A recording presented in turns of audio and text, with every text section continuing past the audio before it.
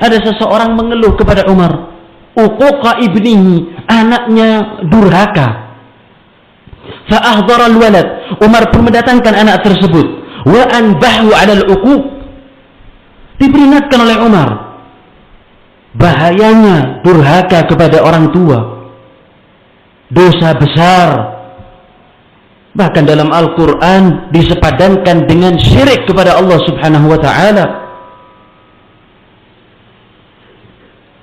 Maka diperingati anak itu, dikasih wejangan, dinasehati. Anak tersebut kemudian komentar, ya Amiral Mu'minin,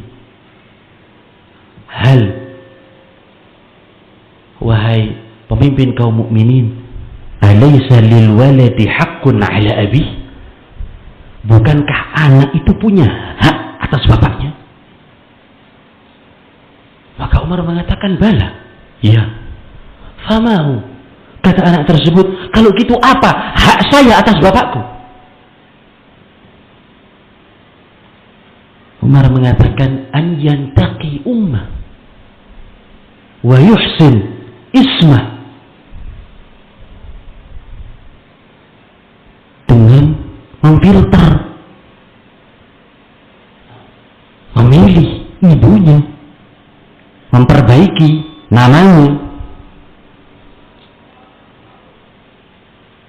memberikan nama-nama yang bagus, wa yu'allimuhul Qur'an, dan mengajarkan kepadanya Al-Quran.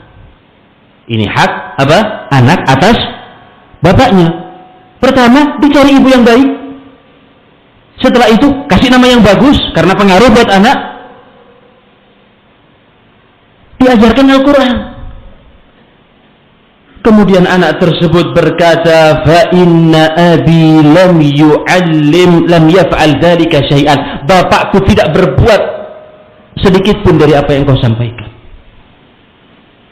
Abi lam yaf'al syai'an, tidak berbuat apapun dari hak-hak itu.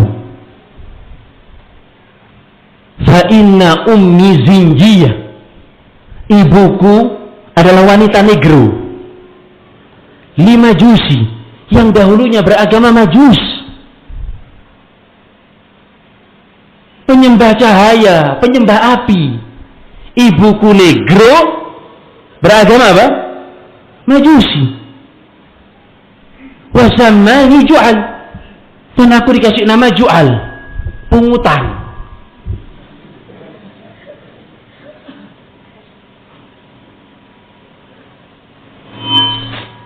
Ibunya sudah nggak pas, namanya nggak benar. Nah, walam yu'allimni minal kitabi harfan wahida, dan nggak pernah bapakku mengajarkan kepadaku Al-Quran walaupun satu huruf. Anaknya ditelantarkan, nggak pernah mengajari Al-Quran. Ibunya ya wis ala kadarnya, namanya juga enggak benar.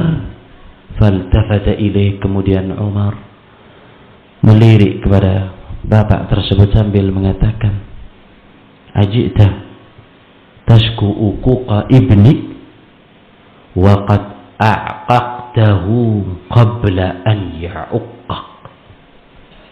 Engkau datang ke sini mengeluhkan durhaka anakmu, padahal engkau lebih dahulu mendurhakai dia, mendurhakai putramu sebelum anak itu mendurhakai engkau.